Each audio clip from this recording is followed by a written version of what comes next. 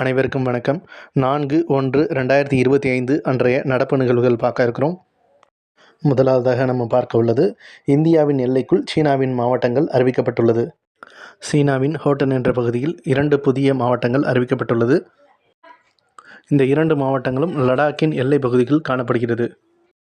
அடுத்ததாக நம்ம பார்க்க உள்ளது, சீனாவில் HMPV என்னும் வைரஸானது பரவி வருகிறது.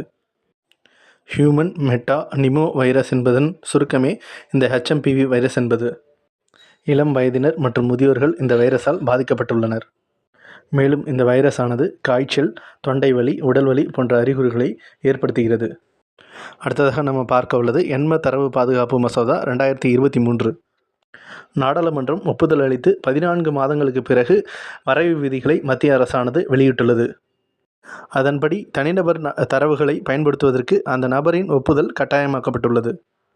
குழந்தைகளின் தரவுகளாக இருக்கும் நிலையில் அவர்களின் பெற்றோர்களின் ஒப்புதலை பெற வேண்டும். அடுத்ததாக நம்ம பார்க்க உள்ளது, 18வது பிரவாசி பாரதிய மாநாடு. இந்த மாநாடானது ஜனவரி 8 முதல் 10 வரை ஒடிசாவின் புவனேஸ்வரத்தில் நடைபெற உள்ளது. வெளிநாடு வாழ் இந்தியர்களுக்கு இந்த விருதானது வழங்கப்பட உள்ளது. நன்றி.